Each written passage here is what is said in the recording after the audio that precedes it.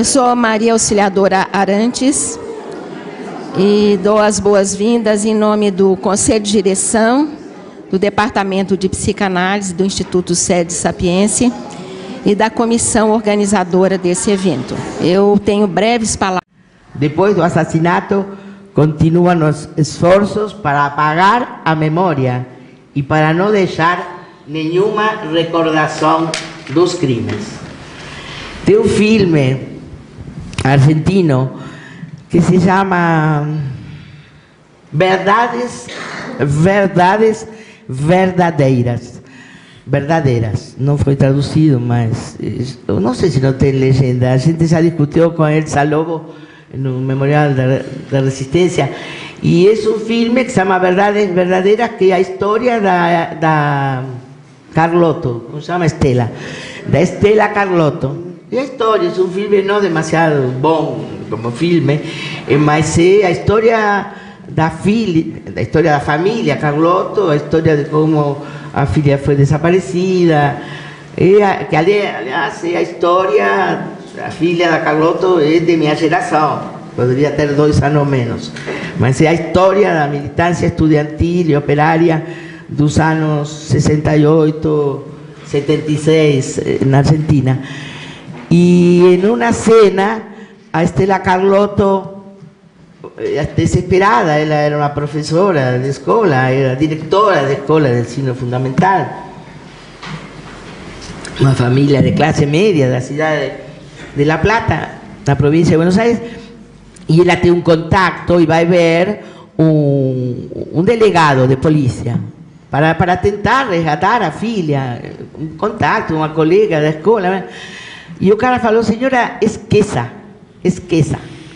No Brasil e no Uruguai, a gente aprisionou, a gente colocou presos. Mas esse delegado falou para Estela Carlotto: esqueça, sua filha não vai aparecer nunca mais. Porque no Brasil e no Uruguai, a gente colocava os comunistas presos. Mas os comunistas não abandonam suas ideias, digamos, suas ideias de justiça, socialistas. Então agora é extermínio, porque esses que iam presos não abandonavam suas ideias e transmitiam essas ideias na população carcerária. Então aqui não vai ter ninguém. Que foram os 30.000 desaparecidos da Argentina. Quer dizer, tem um pedaço que depois, se dá o tempo, também do Primo Levi, que fala muito bem, mas não vou falar agora, porque não dá. Então, lembrar é uma forma de se opor. Lembrar e não elaborar provoca sofrimento. É na direção de sua verdade que para cada um é uma, que as clínicas do testemunho oferecem um lugar. Não é um lugar pronto, mas um lugar subjetivo a ser construído.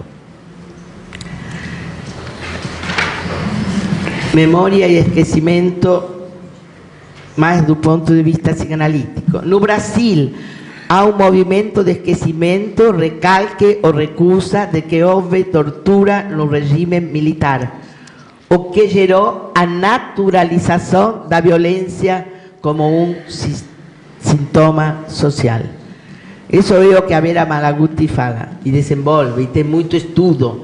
E é uma pessoa muito capaz e muito comprometida, e aproveito para convidar todos vocês, porque o dia 11 de novembro a gente vai fazer uma jornada das clínicas do testemunho com a participação da Maria Fátima Vicente, da Vera Warszawski, e a Vera Malaguti virá de Rio de Janeiro para a gente debater toda esta história do esquecimento, do recalque, da recusa e da violência brotando em cada acto na atualidade. É impossível viver sem memória. Chega, não falem mais. Isto é passado. Há que olhar para frente. Perdoemos, reconciliemos. São sentenças que escutamos no dia a dia. É o processo humano que se lê. É verdade que é humano, que a gente não vai acumular todos os acontecimentos da vida. A gente pode lembrar até um certo ponto. Mas quando se quer perder a memória, estimular o esquecimento, son otros 500.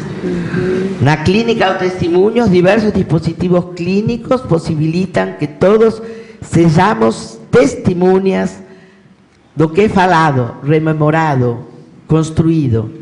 Ese lugar de testemunha não se repete, não se refere apenas ao que se viveu, mas à atualização do trauma hoje. O trabalho de reparação se atualiza dialeticamente nesse tempo diacrônico da memória, da verdade e da procura pela justiça. Romper a compulsão à repetição significa poder escutar as várias versões sobre o acontecido, admitindo sua multiplicidade. Na clínica, o testemunho, os dispositivos grupais ou individuais funcionam como uma tela protetora que, ao reactualizar o vivido por meio das memórias, amortece seu impacto traumático. Este amortecimento é feito da continência do grupo e da escuta cuidadosa das psicanalistas. Se produz uma recuperação identitária da experiência traumática vivida. A que grupo pertenciam e quais eram seus ideais? Qual o tipo de militância e como vivenciaram o ocorrido? Onde estudavam e trabalhavam na época? Como era composta a sua família? Quais as escolhas feitas?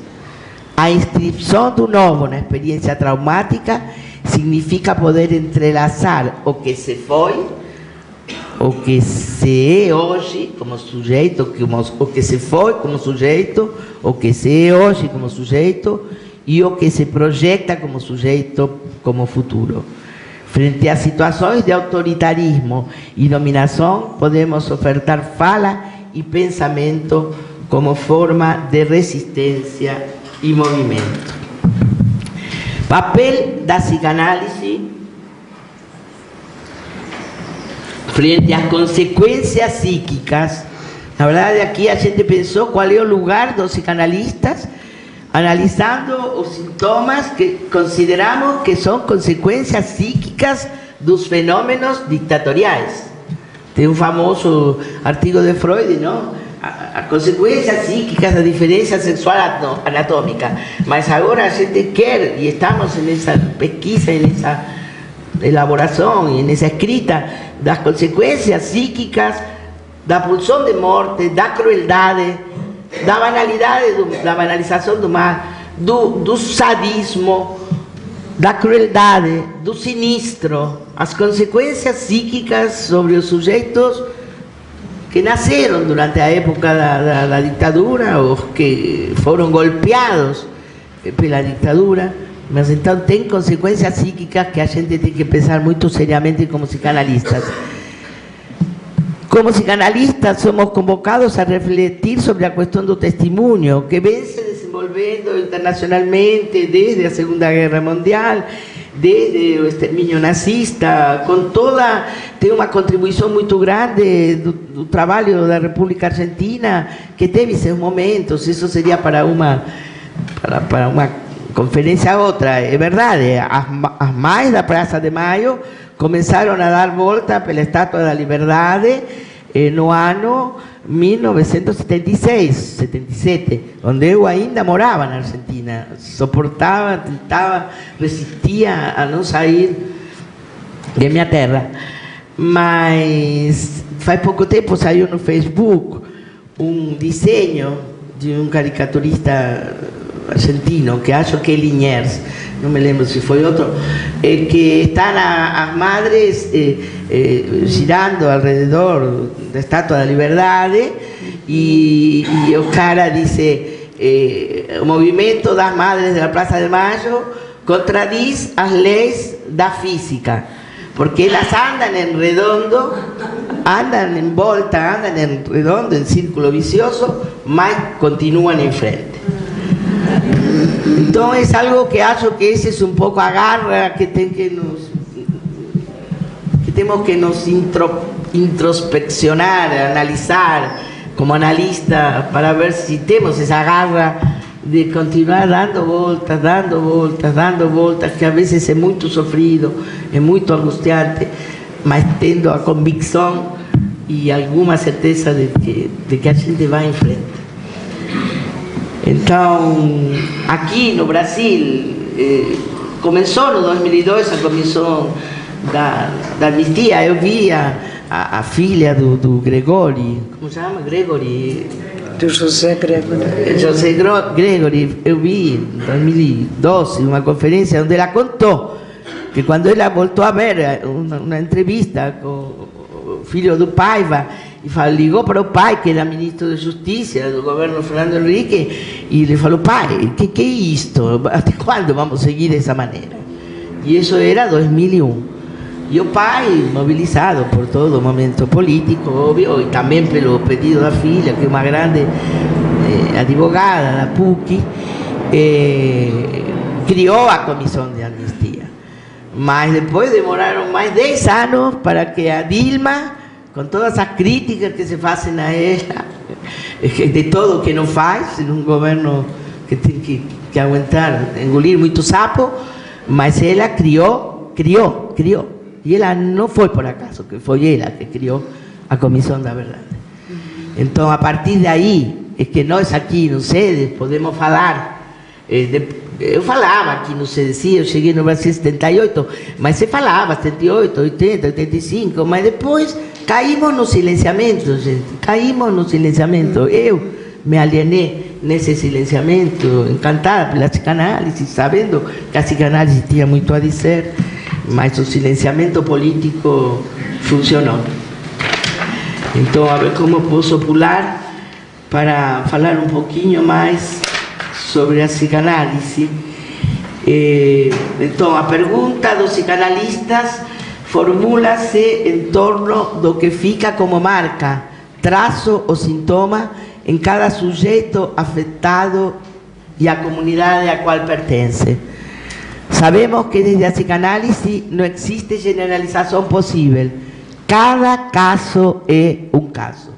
Esse é o princípio ético que norteia nosso trabalho da clínica do testemunho. Cada caso é um caso. A gente não quer fazer tipologia dos afetados em tal lugar, de tal maneira. Sabemos que a dimensão subjetiva possibilita a emergência do próprio, a inscrição íntima de cada história. É fundamental o resgate da originalidade de cada luto, de cada escrita, de cada verdade parcial. Em um sentido estritamente psicanalítico, o traumático é aquilo que retorna e está ligado à repetição. Não tem a ver só com o fato traumático em si, sino com a impossibilidade de nomeá-lo. Memória não é o registro dos acontecimentos, e sim o ato de lhe dar um significado a esses acontecimentos. Isso está baseado, não vou repetir este trecho, Freud, recordar, repetir e elaborar. E a falta de verdade abre caminho para a repetição como sintoma social. Psicanaliticamente, recordar é a tentativa de escrever uma ficção a partir do presente, que é o que fazemos nas análises individuais que a gente conduz, nos grupos terapêuticos, no grupo de reflexão e testemunho. É impossível que a verdade se esgote. Teremos uma eterna restrição de acesso ao real. Não é que a gente pretende toda a verdade. Impossibilidade de qualquer tentativa de reconstrução da história de forma literal. A recuperação do passado é fundamental para não perder a oportunidade de elaborar e ter o direito de esquecer. Somos cientes de que não se consegue fazer justiça plena, pois cada morte é única e constitui uma tragédia irreparável. Mas podemos dar nome aos nossos mortos e construir narrativas que reconstruam a história silenciada durante todos estes anos. Walter Benjamin diz que as narrativas são formas de pertencer a uma comunidade, se reconhecer como herdeiro de uma tradição e criar um sentido para a experiência histórica. Son uma modalidade da elaboração psíquica no sentido freudiano. Quem presta testemunho o faz sobre uma verdade. Isto dá consistência à sua palavra. A fala é um ato do sujeito. O testemunho vale no essencial pelo que lhe falta. Contém em seu centro algo que é intestemunhável. E neste sentido que a memória torna-se um acto do sujeito, porque a partir do indizível se produzem novas significações. O testemunho só adquire seu valor porque implica a presença ou o reconhecimento de alguém que o escuta.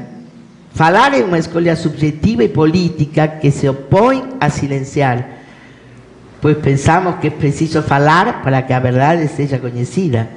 Escutar também é uma escolha. Escutar os psicanalistas também é uma escolha que ganha sua força quando se faz por convicção e crença na importância simbólica e política dos testemunhos para a construção de uma memória compartilhada, de uma memória histórica. Existem dois tipos de legalidade: a legalidade jurídica e a legalidade do sujeito que fala. Existem dois modos de recordar: relatar os fatos com objetividade perante um juiz. Na verdade, no Brasil ainda não chegamos a esse momento da justiça. Isto a gente, eu peguei do trabalho da Comissão de Direitos Humanos da Presidência da República na Argentina, onde tem advogados e psicanalistas acompanhando as pessoas nos processos jurídicos contra os torturadores, contra os ditadores. Então aí este pedaço ainda, mas a gente pode ir aprendendo, pode ir recuperar, registrando com antecipação, porque a ideia do Pablo Abrão e toda a justiça de transição, hoje à tarde a gente vai ter o promotor, vamos falar da justiça, é que se chegue, que se saia da impunidade, que se castigue. Então, uma coisa é que a pessoa tem que falar objetivamente frente ao juiz, mas tem uma legalidade, que é a legalidade do sujeito, que é falar do vivido e se encontrar com suas consequências e efeitos. Temos que estabelecer a diferença entre o sentido da verdade no social e a verdade da que fala o sujeito. Desde o ponto de vista do sujeito que fala, veremos que ao testemunhar a verdade na qual se apoia para poder realizar um relato da experiência vivida por ele e nenhum outro, da experiência vivida por ele. A gente vê isso muito claro na evolução dos grupos, do grupo de reflexão e testemunho. O começo na desconfiança e a partir de um ano e meio de trabalho, a solidariedade e a confiança e a possibilidade de falar cada um sua história, que é diferente, e o outro se contrapor, e o outro polemizar. Na memória, haveremos um deciframento. Não existe nela a presença completa do vivido. Não se trata de um simples jogo entre memória e esquecimento. Trata-se de um trabalho de ficção e de escritura. Freud escreveu, em 1920, sobre alguns estados arcaicos da língua.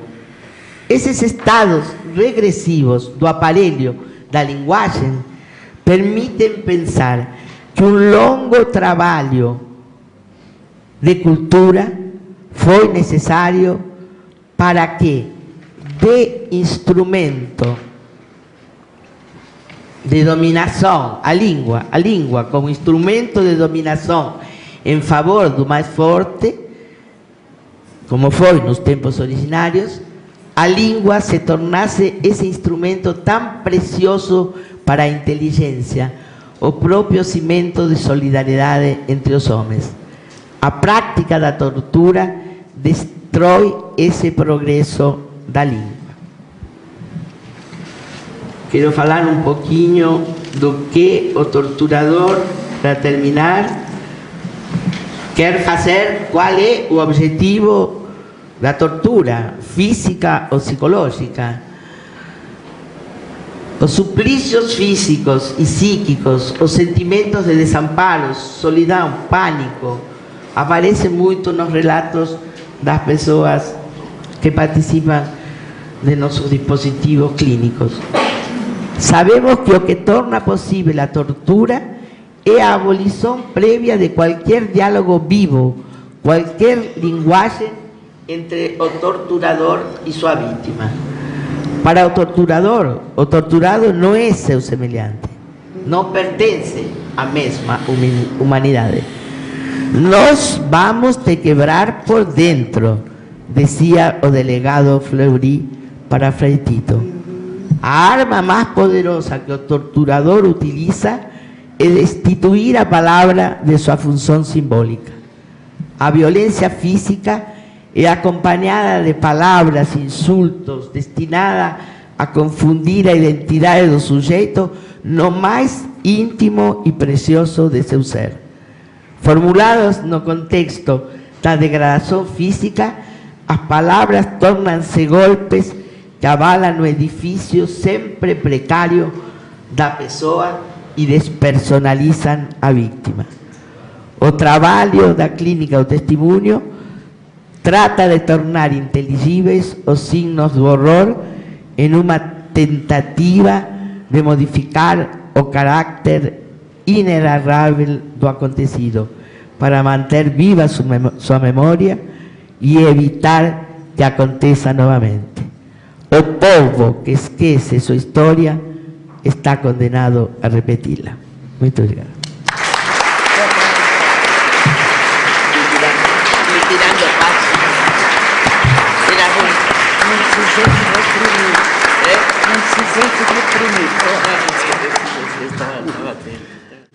Boa tarde.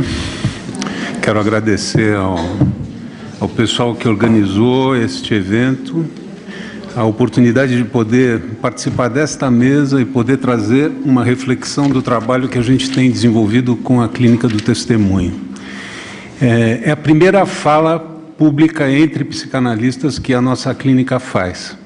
E isso nos traz, por um lado, muita emoção, muita satisfação, muito orgulho, e, por outro lado, sabendo que estamos começando um trabalho, temos muito para conversar, muito a fazer. Então, o que eu trago é uma reflexão que nasce das condições criadas para que a Clínica do Testemunho pudesse acontecer.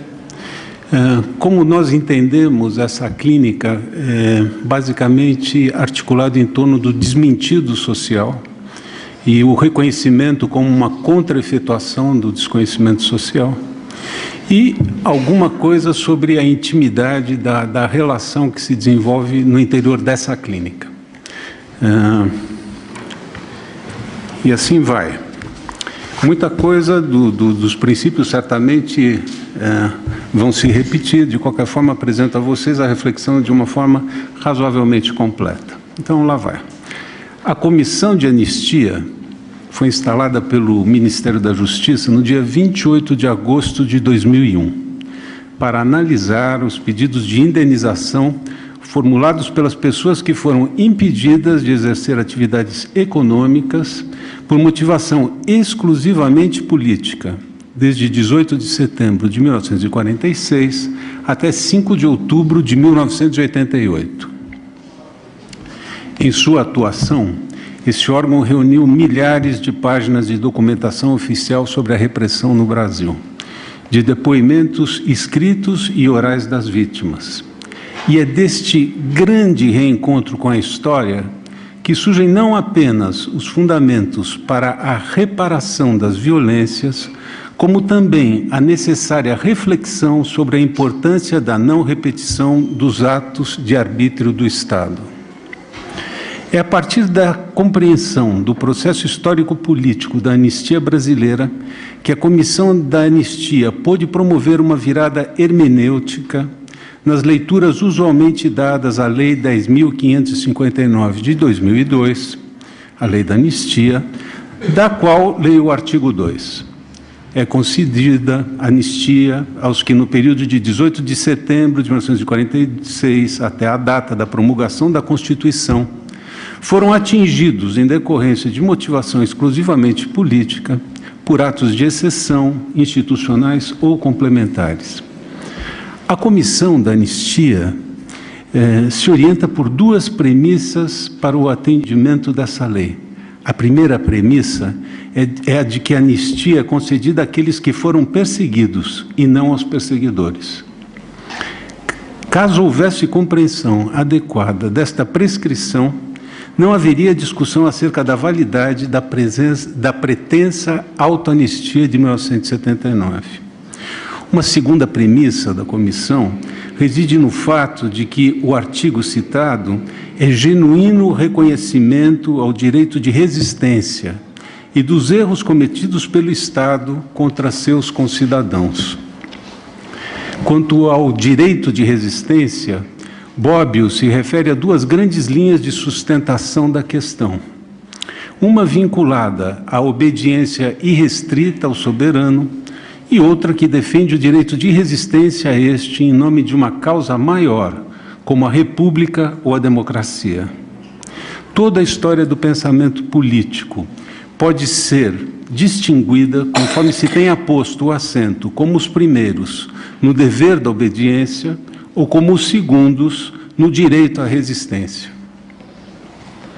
A devida contextualização política deste debate nos leva a concluir que, levando-se em conta serem vítimas da ditadura, não se deve considerar que, afinal, esses cidadãos estavam exercendo o direito legítimo de resistência a uma ordem legal e legítima.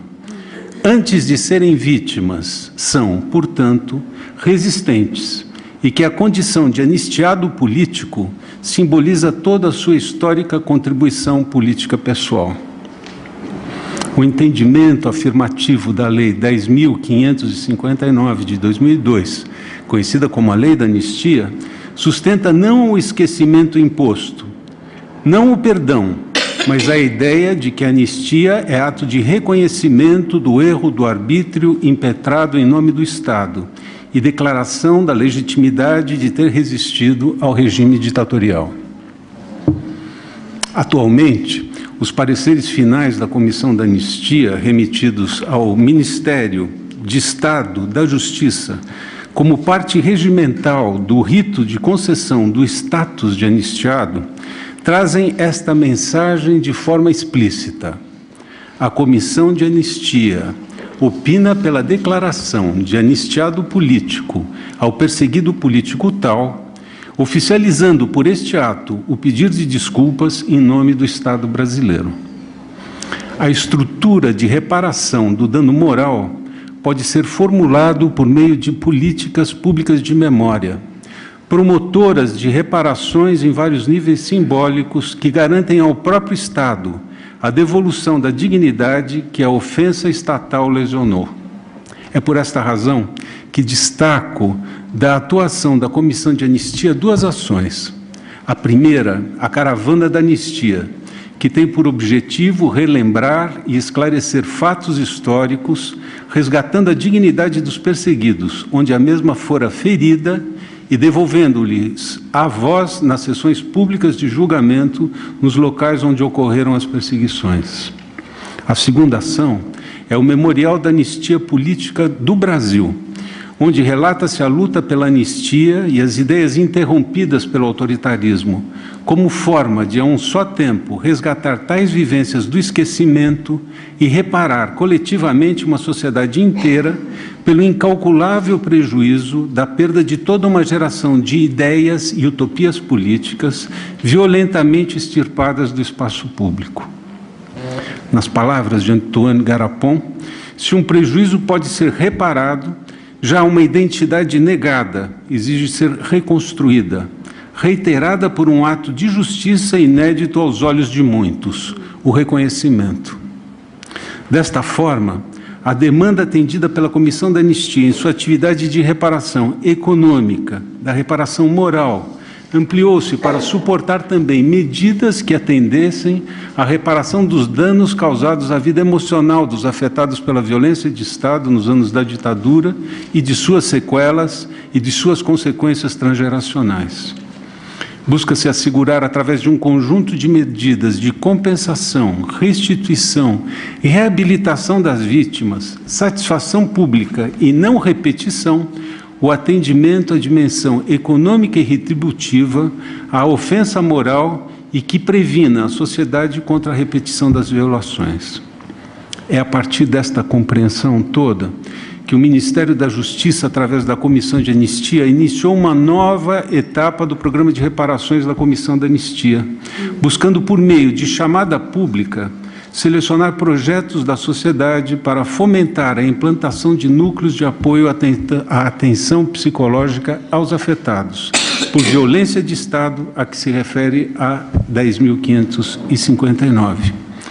Nós, como uma instituição psicanalítica ou projetos terapêuticos, nos sentimos convocados por essa chamada. Memória sem lembrança. Valendo-se novamente de Garapon, temos que, ao invés do crime de direito comum, o crime contra a humanidade constitui-se mais pelas suas modalidades do que pelo seu resultado. Contrariamente ao crime ordinário, não se alimenta da morte física, mas da morte antes da morte. A desumanização que antecede a morte é uma ordem diversa da crueldade, podendo assumir a forma de um desinteresse completo por aquele que morre totalmente abandonado e desolado. A vítima vive a experiência de não pertença absoluta ao mundo, uma das experiências mais radicais e desesperadoras do homem. A vítima está só no mundo, mesmo quando, na verdade, partilha essa experiência com milhares de outras pessoas. A solidão moral que nasce com a desintegração da organização política, entendida não como dominação, mas como conjunto de juízos compartilhados, como filiação numa história comum. A vítima absoluta tem o sentimento de já não pertencer a mundo nenhum, a nenhum Estado, a nenhuma terra, nem mesmo a nenhuma família. A tortura, por seu caráter brutal, determinado pela ação humana deliberada, que tem por objetivo anular pessoas, aterrorizá-las, valendo-se de características particularmente humanas, não pode ser considerado um excesso produzido por um sádico isolado. É, sim, uma instituição política do Estado, produtora de subjetividade, não apenas em suas vítimas diretas, mas também em seus familiares, descendentes e por irradiação a todo o conjunto do tecido social. A experiência extrema que a tortura produz sempre marca e transforma o destino do torturado, que se apresenta como a testemunha encarnada de uma ferida que concerne a todos. Seu corpo ferido se oferece como símbolo, como bandeira em que se inscreve o que nele foi atingido e que Roberto Antelme chama de o sentimento de pertença à espécie humana. O clima de terror generalizado se traduz na subjetividade como perda do apoio social necessário ao seu funcionamento. O eu continua existindo, ainda que tenha sofrido dano, e mesmo mudanças permanentes. O tu continua existindo, ainda que distante, e pode ser difícil se relacionar com ele, mas o nós deixa de existir. Violência e o silenciamento social golpeiam diretamente os tecidos básicos da vida, constituídos pelos vínculos que ligam mutuamente as pessoas, causando um prejuízo na confiança, no entorno social, na lógica mais geral em que vivemos. A matriz da constelação identitária, base dos sentimentos de pertença humana e da própria identidade, se abala de forma profunda, alterando o seu funcionamento. As questões com as quais a psicanálise se defronta são inevitavelmente políticas. Tratam sempre do quanto e do como o desejo pode se produzir e se expressar diante das injunções do assujeitamento. A clínica do testemunho é desafiada a responder à experiência traumática determinada por uma política de Estado com um primeiro e explícito objetivo de fazer falar, secundado por uma busca do silenciamento social. As descrições de Ferenczi em relação à comoção psíquica fazem referência ao terror, à catástrofe e à morte. A reação imediata ao trauma é uma agonia psíquica e física que acarreta uma dor tão incompreensível quanto insuportável, que o sujeito precisa distanciar-se de si mesmo, vivendo num estado de suspensão. O desprazer causado pelo excesso não pode ser superado, estando o sujeito enfrentado com a máxima vulnerabilidade e impotência numa situação de aniquilação do sentimento de si, da capacidade de resistir, de agir e de pensar. Assim, perdido da sua própria forma e entregue à aceitação fácil e sem resistência a uma forma outorgada à maneira de um saco de farinha, e que Marcelo Vinhar denomina como o momento da demolição. Momento de excesso violento, a ruptura de todo laço afetivo com o mundo pessoal amado, cria um contínuo solitário em que a presença do corpo dolorido faz desaparecer do mundo toda a presença que não esteja no centro da experiência atual. Nessa situação obscena de vulnerabilidade frente ao outro, produz-se a desorientação psíquica que, destruindo a consciência, ajuda a suportar a dor. Diante da dor insuportável ou estado de quase morte produzido pelo choque traumático, o sujeito se vê obrigado a se submeter à vontade do agressor, a adivinhar o menor dos seus desejos, a obedecer, esquecendo-se completamente de si e se identificando com este outro terrível. A identificação é uma estratégia de sobrevivência do sujeito, que, não podendo romper com o agressor do qual depende, abre mão das suas impressões, anulando uma parte de si mesmo. Essa modificação de si consiste em incorporar internamente o agressor, identificando-se com sua culpa, o que torna o sujeito ao mesmo tempo inocente e culpado. Tendo perdido as ancoragens identificatórias de outrora, é preciso que o sujeito passe a valorizar a única presença disponível em sua realidade traumática, qual seja a do violentador. A clivagem narcísica com a qual o sujeito passa a operar refere-se à divisão que se dá no eu e não entre diferentes instâncias psíquicas que se relacionam de maneira conflitiva, como sinaliza o processo do recalque. Além disso, as partes do eu cindidas pela clivagem não se comunicam entre si, de modo que a ênfase não recai na dimensão do conflito tão pregnante na relação entre as partes separadas pelo recalque. Desta comoção, resulta que nenhum traço minêmico subsistirá dessas impressões, mesmo no inconsciente, de sorte que as origens da comoção são inacessíveis pela memória, estando inscrita numa espécie de memória corporal, o sistema mnésico do ego, no limite entre o somático e o psíquico. Essa posição, que acabo de explicitar, implicará necessariamente uma nova forma de pensar o terapêutico, já que não seria justificado exigir da análise a rememoração consciente de algo que nunca foi consciente. Não se trata de uma memória de um passado, nem de um passado constituindo um presente, mas daquilo que está sendo encenado no presente. Trauma e desmentido social. Ferenczi postula a realidade do trauma. O fundamental aqui não é a noção de realidade, mas principalmente o que pode ser entendido como traumático. Uma catástrofe não é necessariamente traumática. Ela pode se tornar traumática se ao desastre se somar esse outro elemento capaz de minar a confiança básica em si, no outro e na vida. O pior é realmente o desmentido, a afirmação de que não aconteceu nada, de que não houve sofrimento. É isso, sobretudo, o que torna o traumatismo patogênico. Por desmentido, entenda-se o não reconhecimento e a não validação perceptiva e afetiva da violência sofrida. Trata-se de um descrédito da percepção, do sofrimento e da própria condição de sujeito daquele que vivenciou o trauma. Portanto, o que se desmente não é o acontecido, mas o sujeito. Este modelo não privilegia personagens, e sim relações. Relações de poder, de desvalorização, de desrespeito, enfim, relações políticas com o envolvimento de afetos de vulnerabilidade, humilhação e vergonha, cujas implicações são necessariamente políticas. Reconhecimento, caminho da cura.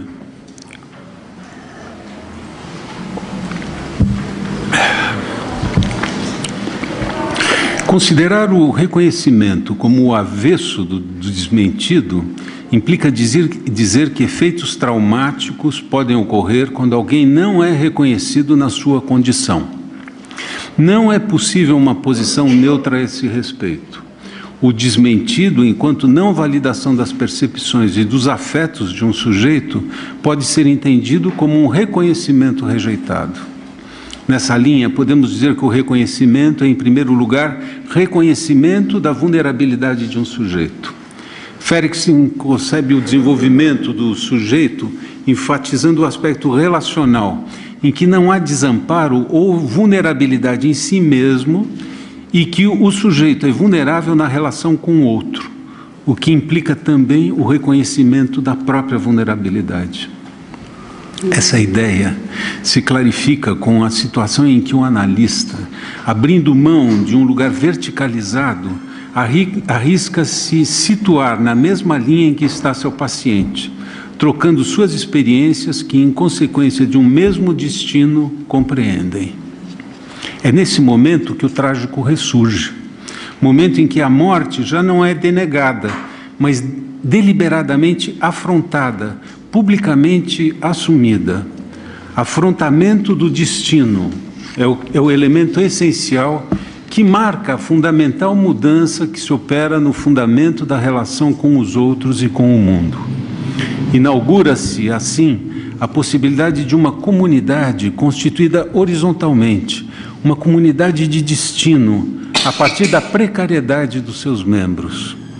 O laço horizontal, tanto nas relações de amizade, quanto na relação analítica, permite, a partir da mutualidade, que a confiança se restabeleça, justamente porque todos neles são precários. As relações de poder perdem terreno para a solidariedade por despossessão. Quando todos se encontram numa mesma linha, é mais fácil percebermos o quanto a violência, assim como a instituição de hierarquias, podem funcionar como um desmentido do que há de precário em todos nós, em todas as relações. Fundar as relações subjetivas, analíticas ou não, sobre a precariedade de todos nós, implica em um laço social construído sobre o reconhecimento, e este tem o poder de reconstituir a vulnerabilidade. A recusa e a necessidade de reconhecimento, sobre a qual Fériksen nos incita a refletir, não é uma questão de lei ou de direito. Trata-se de reconhecer a dimensão vulnerável de cada um, de qualquer um, protegendo-a e lhe dando condição de existência, reconhecê-la como potência articuladora na construção de vínculo, que ao invés de constituir-se em torno da autoridade e da ilusão de garantias, sustenta-se sobre uma mesma comunidade de destino. O que se acolhe de um sujeito traumatizado, o quanto se admite a sua queixa de uma injustiça sofrida, o quanto se reconhece a sua necessidade de reparação, tudo isso configura uma necessidade que deve se estender ao campo da cultura, do direito e da política. O grande ensinamento destes tempos em que vivemos tem sido que o laço social está ancorado no próprio fundamento do político enquanto arte de viver juntos. Obrigado.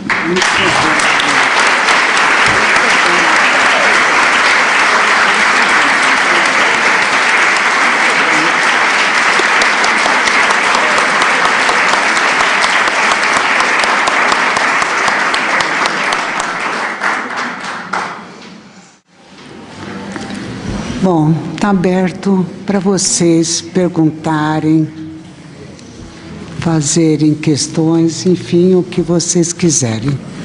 Oi, eu vou começar só para esquentar, assim, porque eu acho que deve ter milhares de perguntas, mas é que nas duas falas excelentes, tem uma certa referência, e o Moisés até fez um olharzinho, a uma formação horizontal, não é, capaz de atuar quando o eixo vertical da transmissão, do poder, do pai, etc., se perverte. Você falou das Mães de Maio e você falou em toda a horizontalidade dos torturados que começam a se depois comunicar, testemunhar. Então, não é uma pergunta exatamente, se vocês pudessem comentar um pouquinho mais essa afirmação, se eu estou entendendo certo, né? Essa ideia de uma fratria, gostaria de chamar assim, no momento em que no eixo vertical você não tem mais confiança em quem falaria em nome da lei, né? É que eu pensei nos movimentos de junho do ano passado, quando você falou, né, que uma das análises, né, quando aquele movimento surgiu, era um pouco essa ideia de uma horizontalidade, né, de uma manifestação pública potente. Bom, tomou vários caminhos, mas acho que tinha essa ideia da fratria, que era uma coisa importante para a juventude naquele momento. Né? Eu tenho um filho jovem que eu estava viajando, quando eu voltei, ele falou: mãe, você viu? Está todo mundo na rua. E tinha uma alegria, que era uma coisa muito potente. Né? Então, acho que isso era importante. E uma outra coisa que assim, me despertou a tua fala, Moisés, é que eu lembrei da Janete, já aproveitei a tua presença, Janete, muito tempo atrás aqui no departamento, quando você retomou a fala do Manoni, né? A gente sabe, mas assim mesmo, né? Que era uma fala que fazia muito sentido e faz muito sentido, né? Se a gente pensar nesse silenciamento que se criou, né? Ou nessa impossibilidade de fala, embora muitas falas surgissem nas sombras, né? Eu acho que isso também sempre esteve presente em alguns movimentos de resistência. Então, acho que a ideia do desmentido é uma ideia bastante interessante, né? Para se pensar que montagem perversa, se a gente pudesse chamar, surge, né, na contemporaneidade. Bom, é isso. Eu queria aproveitar a oportunidade para fazer, não exatamente uma pergunta, mas mais para partilhar uma inquietação, né, que é a respeito de como vocês, a pergunta aos dois, né, como vocês estão pensando no trabalho de publicização ou de tematização dos relatos de caso, né? Falou-se na mesa anterior, a Maria Rita falou um pouco sobre a função de porta-voz, né? E vocês, enfim, a Maria Cristina falou sobre a escuta como uma escolha, e o Moisés falou um pouco sobre também a intimidade daquilo que acontece no interior da clínica. Como é que essa escuta vai ser transformada em matéria pública ou em algo público para a constituição da continuidade do trabalho da Clínica do Testemunho, para isso que foi chamado de memória histórica ou memória social. Falo isso um pouco porque é uma inquietação que a gente vive, na verdade, no Margens Clínicas, que é um trabalho contemporâneo, no final das contas, da Clínica do Testemunho, de atendimento a vítimas de violência policial. Temos uma particularidade dentro do trabalho, que é o fato de sermos, de estarmos atendendo casos de violência que acontecem hoje. Então, a publicização também é algo que pode envolver risco, enfim, a vida das pessoas que nós atendemos. E queria ouvir da experiência de vocês como é que isso aparece, o que vocês, os dois, pensam.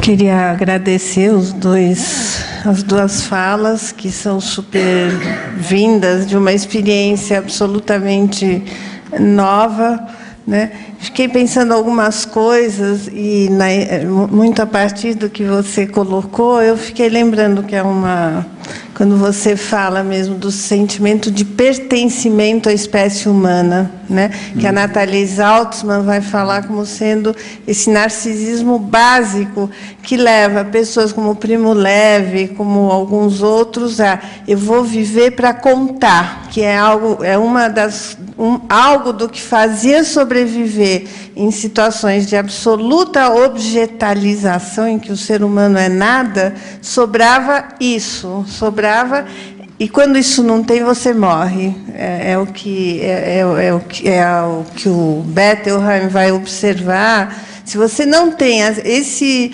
sentimento de pertencimento à espécie humana, você morre, né? Então, nos casos que você atende de violência policial, a coisa é mais grave, porque como contar?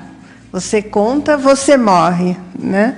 Então tem algo, e na tortura o tempo todo era essa ameaça: você não vai viver o extermínio para não contar, porque matar isso é matar algo que te mantém vivo nessas situações, né? Então pensei sobre isso a partir das falas e pensei muito na questão da memória, né? Porque aí acho que tem uma diferença entre as duas falas que eu achava importante vocês conversarem. O Moisés fala numa impossibilidade de dar fala ao que aconteceu, porque há uma clivagem, então a gente refaz, a gente quase como se a gente precisasse reinventar uma memória, né? Encenar uma memória. E a Cristina fala numa tentativa de dar fala ao que foi silenciado, uma tentativa tem aí uma concepção, talvez, queria que vocês falassem mais disso, é uma questão, algo de como cada um pensa o traumático, que talvez fosse importante explicitar. Eu queria só complementar a fala da Miriam, pensando também numa diferença que aparentemente eu escutei, mas eu queria escutar mais, com relação à questão da vítima, porque me pareceu que foram foram apresentados dois pontos diferentes. Enfim, sobre a questão da vítima. Como foram as diferenças? Fiquei curioso. Sim, não entendi. Você me parece que você fala que não há vítima, né? E o Moisés fala repetidamente da palavra vítima, e aí nesse sentido da impossibilidade de falar sobre o indizível, se isso está vinculado a essa questão ou não, enfim, como que vocês estão pensando esses pontos, né, da possibilidade de falar? Eu vou sugerir o seguinte: como nós temos 1 hora de término para poder depois prosseguir os trabalhos, de pararmos agora com as perguntas para que os expositores possam falar, ainda mais que tem um convite também para que eles dialoguem entre eles. Então, eu vou deixar um tempo agora para o Moisés e para a Cristina. Bom, sei lá, eu vou falando alguma coisa e eu vou falando algo que me surja rapidamente e o Moisés pega a palavra e eu volto porque são muitas questões que apareceram. Então vou pegar das duas últimas que me lembro e a primeira a da fraternidade, a do laço social horizontal. Acho que está na base, sim, de toda, que é uma questão política, que para mim não é muito novidade, mas por como eu interpreto. E teve uns depoimentos de Paulo Abrão ultimamente dizendo, até numa entrevista que surgiu a partir de uma conversa pública que o Projetos fez, onde ele disse que o que se espera, e eu falei, é que isto vire uma política de Estado, mas que isso não se pode determinar verticalmente, que é algo que tem que ser construído desde a base, desde as horizontalidades.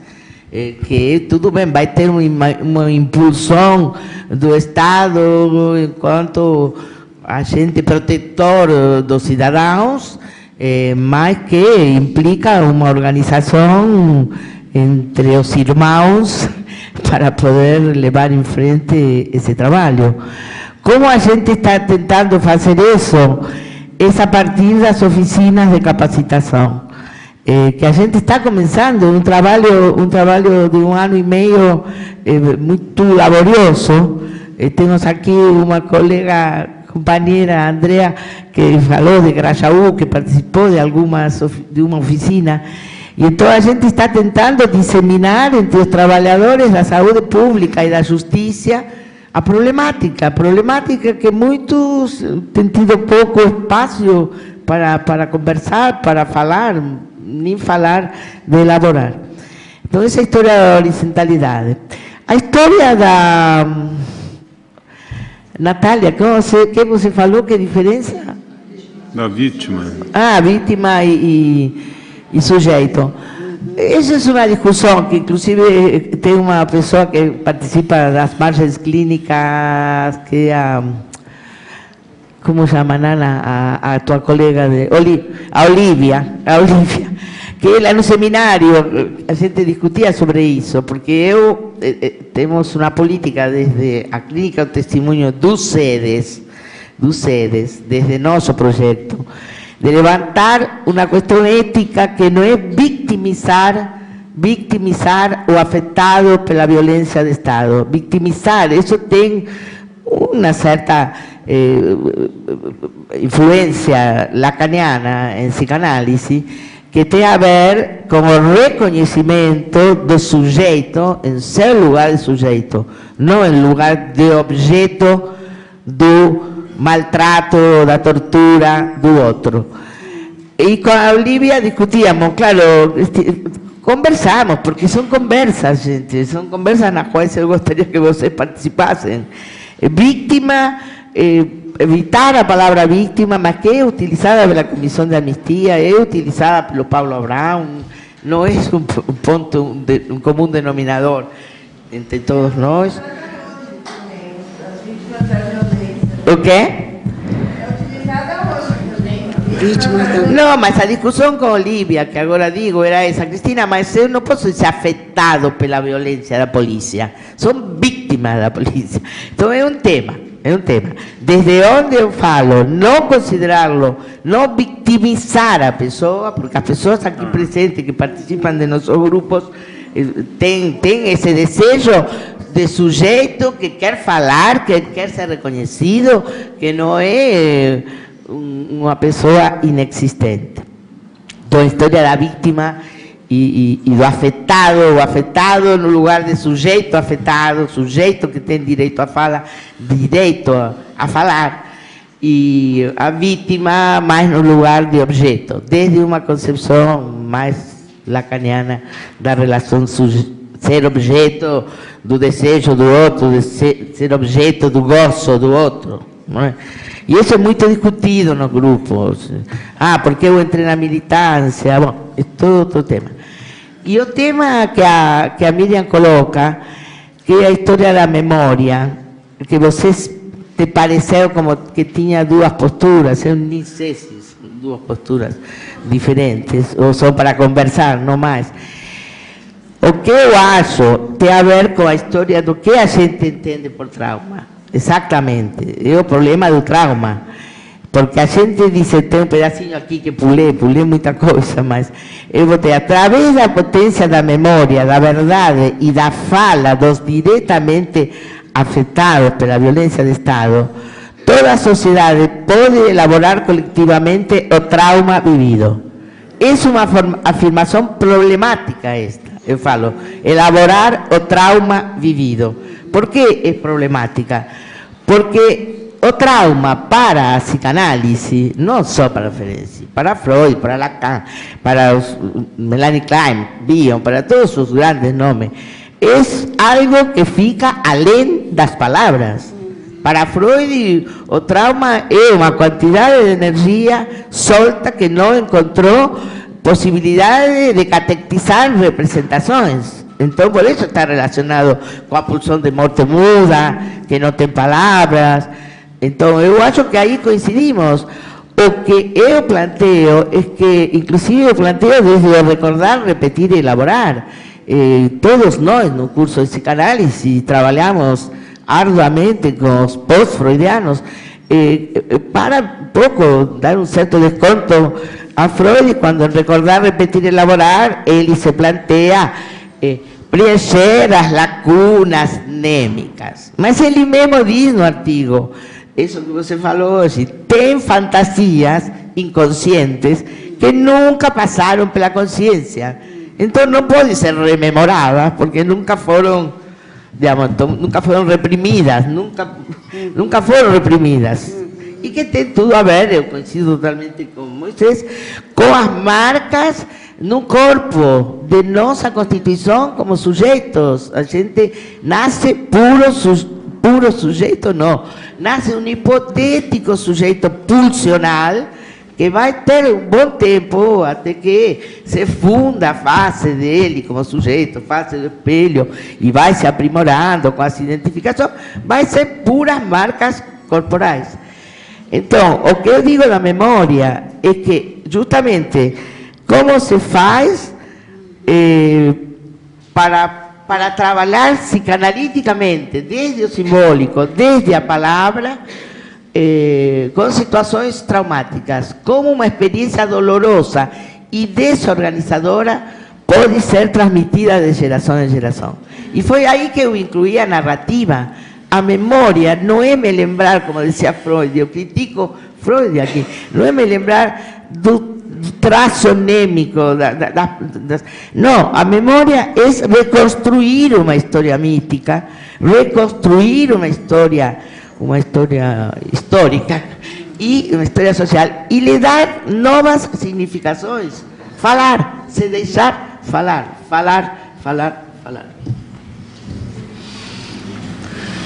Que eu acho que foi uma das preocupações que nós tivemos na constituição da nossa clínica, criar campos de fala possível. Na Constituição do 7, por aí vou, porque foi onde peguei o fio da Cristina agora, nós aplicamos em primeiro lugar essa questão da horizontalidade e da vulnerabilidade na constituição do nosso time de trabalho. Então, assim, nesse sentido, nesse momento, eu tenho uma imensa ligação e uma grande gratidão pelos meus colegas com quem eu pude estar trabalhando e elaborando essas coisas todas. O Issa Mercadante, a Beatriz Atiche, o Rodrigo Blum, o Pedro Antunes, a Marta Zolini, a Cristina Herrera. Partimos de um primeiro ponto em que, se nós não pudéssemos tocar em nós alguma coisa, não íamos ter a menor possibilidade de fazer nada nessa clínica. Talvez uma das coisas mais complicadas, por falar em identificação, é toda a linha melodramática da compaixão e dos horrores que vêm daí para frente nessa coisa. São coisas absolutamente desnecessárias, inúteis, desprezíveis de alguma forma para a qualidade dessa clínica. Então nós começamos trabalhando o nosso grupo, um grupo que já se conhecia, uma grande parte dele há muito tempo. Começamos a nos trabalhar na nossa implicação pessoal com o tema e como que nós tínhamos as nossas dores e os nossos sofrimentos e as nossas vulnerabilidades em relação a isso tudo. Foi a partir disso que começou um trabalho em que a par desse desenvolvimento que nós íamos tendo nas discussões clínicas, nas discussões de como íamos armando os settings, as referências teóricas, como nós íamos podendo nos expor pessoalmente também e trabalhar a nossa pessoalidade permanentemente. Eu acredito hoje, agora olhando para vocês aqui, que isso tornou possível um trabalho bastante difícil. Tudo isso que nós estamos falando, procurando um título que estava difícil, é quase procurar como falar do indizível, como poder pensar o impensável. Claro. É disso que nós estamos falando. Então, assim, um desafio muito grande, que eu acho que existe uma grande habilidade das pessoas que estão envolvidas, no sentido de usar o melhor de si, da psicanálise e das relações e dos vínculos. Então, o que fomos criando são planos de circulação da palavra. A palavra que é pessoal, a palavra que é dos casos clínicos, a palavra da teoria, a abertura das interlocuções. Foi fundamental para o nosso trabalho. Nós abrimos um espaço que denominamos Violência e Subjetividade, que se reúne uma vez por mês para discutir textos, discutir vinhetas clínicas, para poder desdobrar essas coisas em busca de palavra, talvez pudéssemos dizer, não é? Assim, criando um setting com muitas camadas em que a palavra pudesse ir transitando em busca de sentido. Não é?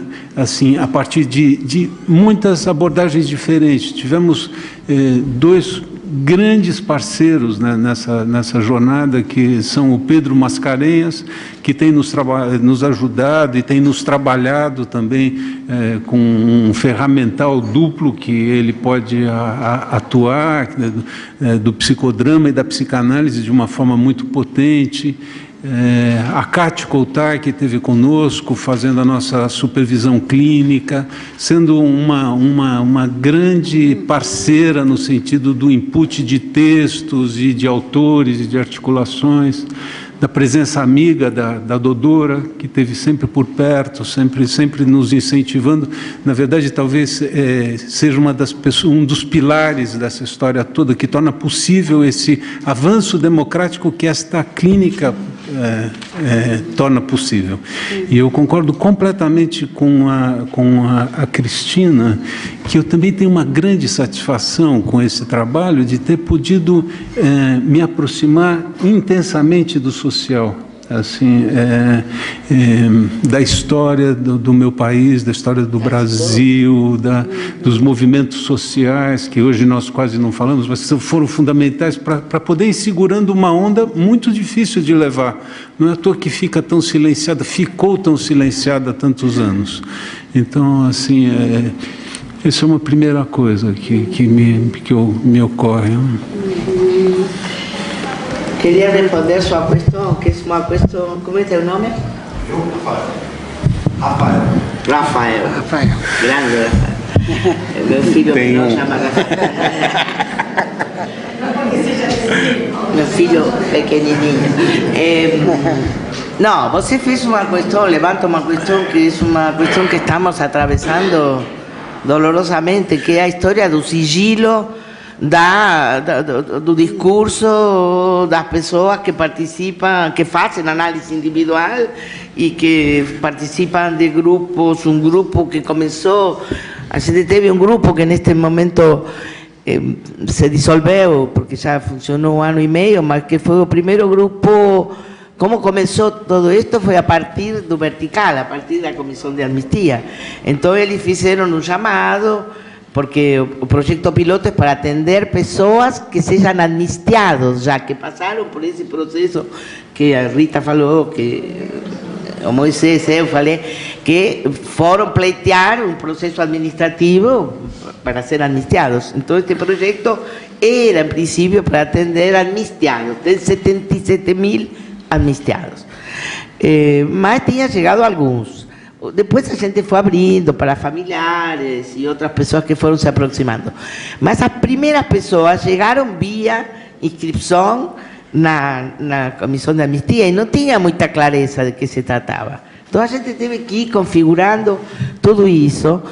E naquelas épocas, sei lá, março de 2013, a gente ficava cheia de dedos com respeito ao sigilo, coisa que continua até hoje. A gente teve que temos que continuar processando, e vamos a processar fundamentalmente, actualmente o que funciona é um grupo de reflexão e testemunho, que é um grupo muito bonito, do qual tem algumas pessoas aqui presentes, muito importante, onde começou meio para fazer, com a desesperança, tudo o que fizemos, nosso fracasso, e de repente a gente vai construindo, que alguma coisa para fazer temos. Mas vamos ter que discutir isso também, porque a gente tem um livro em processo. Sim. A gente escreveu 2 artigos para percurso, um de cujos artigos tinha verbetes clínicos, e que a percurso achou que melhor que a gente, por enquanto, por uma política editorial, etc., que o paciente não pode se reconhecer. Não sei como vamos fazer com o livro. Então, estamos em toda essa conflictiva. O que eu sim quero contar, que é um espaço diferente, mas que é um espaço que eu admiro, e que o Adriano Diogo, que esteve aqui, passa, ele sempre passa, ele marca a presença, mas depois tem que ir para outro evento. O Adriano Diogo é o diretor da Comissão da Verdade da Assembleia Legislativa do Estado de São Paulo. E ele faz um trabalho que tudo bem, o setting, o dispositivo não é um dispositivo terapêutico, mas as pessoas falam coisas que são desgarrantes. Bom, absoluta, mas não é que eles chamaram porque você, Adriano Diogo, é um psicanalista, não. Mas eles gravam todo, gente. O que está fazendo Adriano Diogo é uma coisa que a Rita falou de alguma maneira, mas que eu quero esclarecer. E as pessoas não dizem nada, todo isso está nos arquivos da Assembleia Legislativa de São Paulo. Não é que não dizem nada, dizem coisas muito muito fortes, mas autorizam a que isso possa ser divulgado, ou que fique no arquivo da nação, do Estado. Então, esse tema nós estamos conversando, mas acho que tem um trechinho aqui que eu não queria deixar de ler assim, bonitinho, que tem a ver com a psicanálise. A psicanálise tem que se repensar. É claro que a gente não vai poder publicar nenhuma coisa que a pessoa não autorize, mas a psicanálise tem toda uma série de recursos psicanalíticos que a gente utiliza, mas temos muitos recursos que a gente tem que pensar, tem que repensar. Esta participação nesta prática clínica nos obriga a repensar a psicanálise, sempre dentro dos princípios éticos de respeito ao sujeito do qual estamos falando. Então é algo que vamos fazer, vou juntar as coisas, vamos fazer horizontalmente. Horizontalmente nos grupos. Com aquele caso que que tem uma colega, a Carol, que escreveu um caso, que foi um dos primeiros que chegou via comissão de anistia, uma pessoa com uma estruturação não neurótica necessariamente, mais complicada. Ela, depois que apareceu esse questionamento, podemos publicar, não publicar, estava bastante disfarçado, mas ela falou, quer saber de uma coisa? Daqui a pouco eu vou conversar com ele e a gente vai publicar junto. Entendem? Então isso muda, a história é que a pessoa participe, faz parte do nosso trabalho. Muito bom, nós vamos terminando. Eu só gostaria, para encerrar essa mesa, tanto o Dines como a Maria Rita falaram de um jeito ou de outro, na questão de não ficarmos só nas efemérides, né? Tanto a clínica do testemunho como o retrabalho com a lei da anistia estão dando uma resposta parcial, é verdadeiro, mas estão dando uma resposta a esse convite que ficou aqui. Obrigada a todos, tá?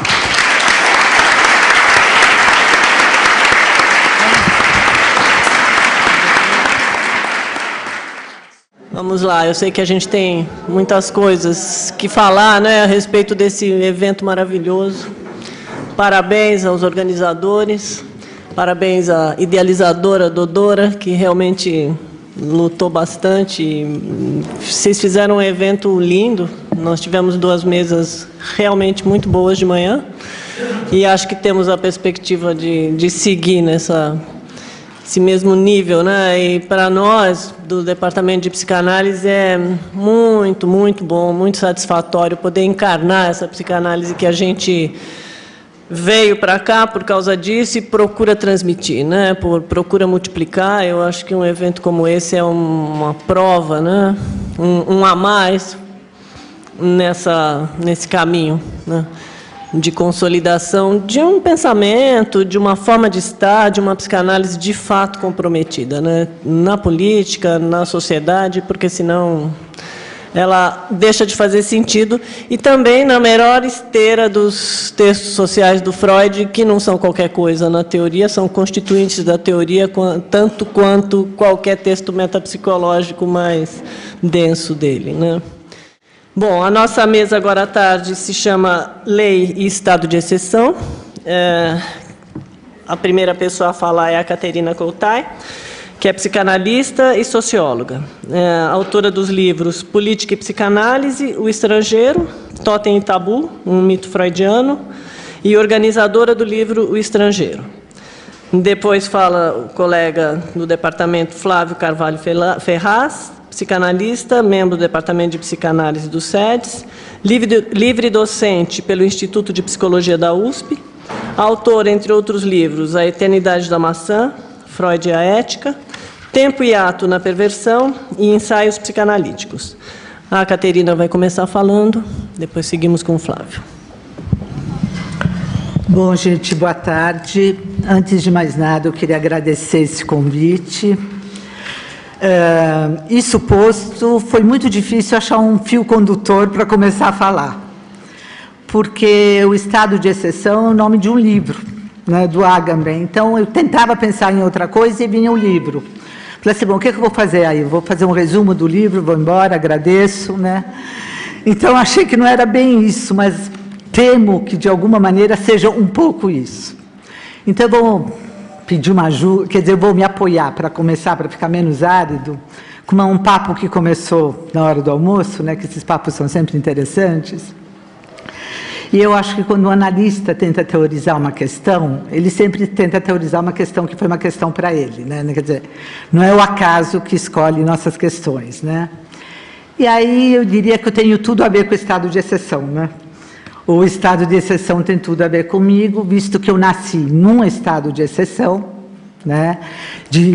Ou seja, dito melhor, nasci de 2 sobreviventes de um estado de exceção, o nazismo, numa região geográfica de um segundo estado de exceção, a Hungria stalinista, e vim parar no Brasil, onde eu fui presa pela ditadura brasileira, né?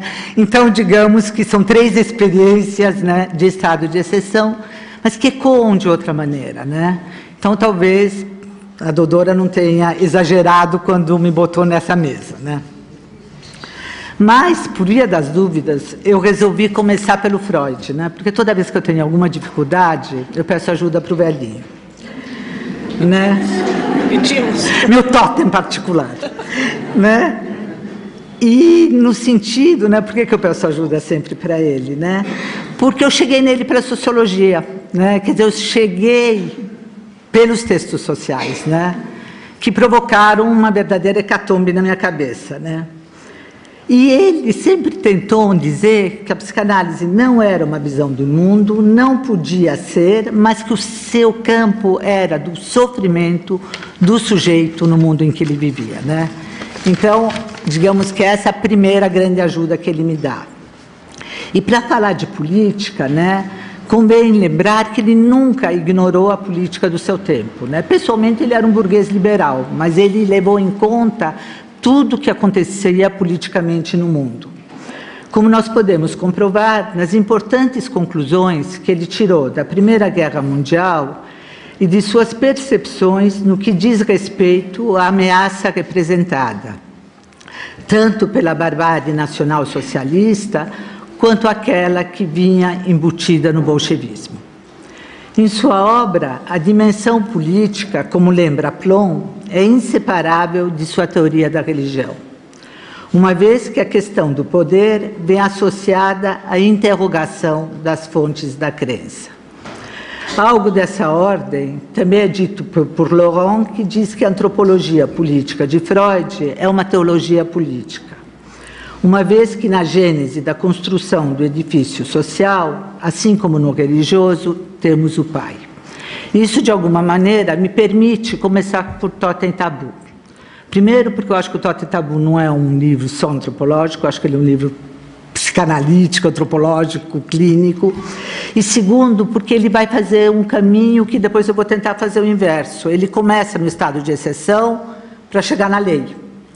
E eu vou chegar da perversão da lei para um novo estado de exceção. Então, eu vou tentar fazer caminho de ida e de volta.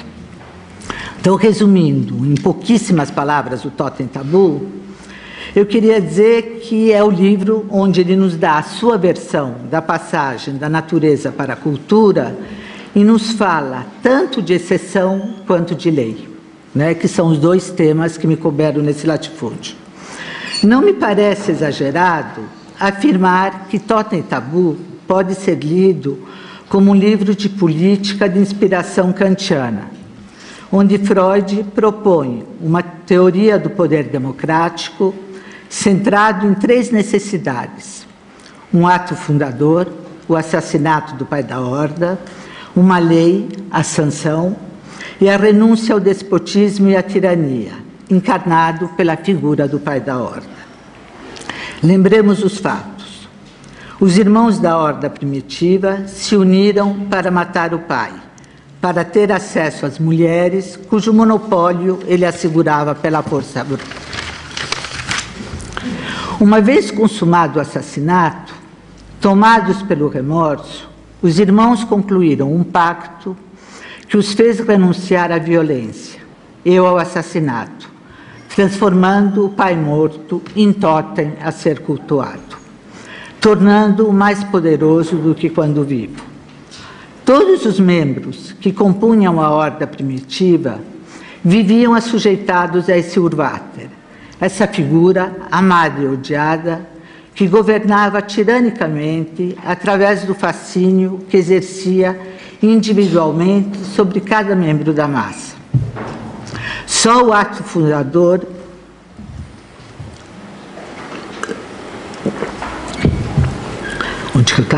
permitiu ultrapassar o isolamento e criar uma sociedade de direito. E nisso Freud é claríssimo. A sociedade é um estado de direito no qual a lei se transforma em direito e a sociedade se substitui ao grupo, enquanto o direito se encarna num direito constitucional. Podemos dizer que o mito do assassinato mapeia com clareza os pressupostos psicanalíticos da cultura e da civilização, seja ela do passado, do presente ou do futuro. Supressão de qualquer figura de poder excessivo e onipotente, detentora de gozo absoluto do incesto e da morte, obediência às leis que asseguram a linguagem, causa e efeito da cultura e do laço social estabelecido em torno de um vazio, e, consequentemente, referido essencialmente à alteridade. A partir daí, podemos afirmar que o direito e a lei na psicanálise são apreendidos como transformações da violência em seu duplo sentido, designando tanto a força que sustenta os processos simbólicos e a relação entre os homens, quanto a presença bruta do elemento mais arcaico dessa força nas operações destrutivas que sistematicamente inundam a civilização. Podemos dizer, para fazer jus ao nosso tema, que o contrato social freudiano vai da exceção, o pai da horda, à lei, o contrato social firmado pelos irmãos. Essa passagem não se dá, no entanto, de uma vez por todas.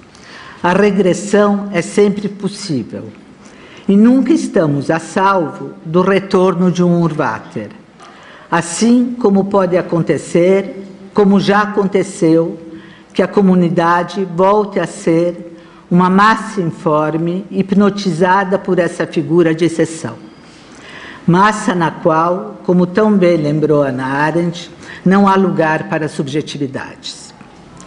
Como prova disso, temos os dois grandes totalitarismos do século XX, que levaram, cada um de seu jeito, ao extremo um mecanismo sempre presente nas sociedades humanas, a identificação sobre a qual repousam a integração e o assujeitamento das pessoas. O campo de concentração, cuja plataforma era o extermínio do outro, é o melhor exemplo do ódio cimentando o social, pois traduz o ódio à diferença em nome da indiferença entre a maioria compacta. Totem Tabu foi escrito num tempo anterior à ruptura civilizatória, instaurada pelo real dos campos de extermínio.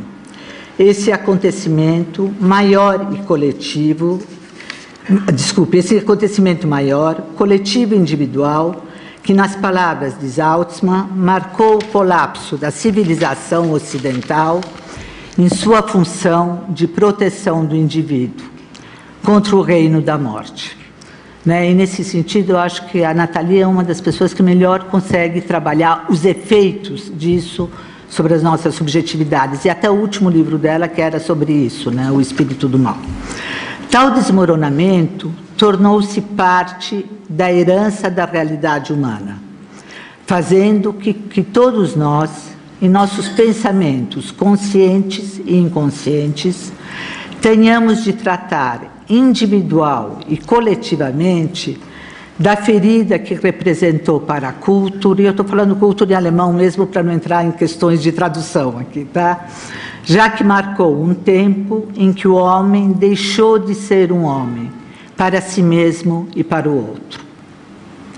Os campos puseram a nu a destruição do humano, orquestrada pelo Estado, e se tornaram, no dizer de Agamben, autor que me guiará daqui para frente, no paradigma de nossa modernidade.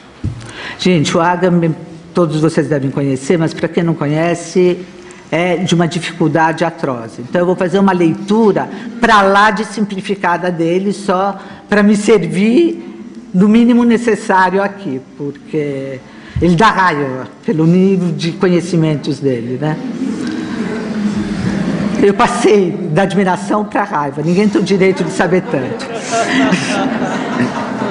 Se optei por me debruçar um pouco sobre esse autor, é porque entre aqueles que eu conheço e aos quais tive acesso, é o que vem refletindo de maneira mais interessante sobre o poder, o limite e a linguagem, que diz respeito aos humanos, os únicos seres que podem exercer o poder justamente por serem seres de linguagem. Em suas reflexões, e curiosamente ele fala muito pouco de psicanálise, mas os textos dele são extremamente psicanalíticos, né? Ele reatualizou a questão de como e por que o progresso da civilização não conseguiu tornar o assassinato algo ultrapassado, a ponto de todas as leis, tratados, convenções e legislações não terem sido capazes de impedir as formas inéditas de massacre do século XX. E cá entre nós, o século XXI está começando muito bem, obrigada. Né? A gente está se esforçando tanto que daqui a pouco passamos até o 20 para trás. Né? Quando o assassinato se inscreveu como acontecimento possível, fora de qualquer norma, inscrevendo no patrimônio da humanidade o fato de que o homem pode se tornar um destruidor, um fora da lei, fazendo com que o assassinato deixe de ser considerado como tal por um tempo. Ou seja, que nós podemos matar sem culpa e sem medo. Né?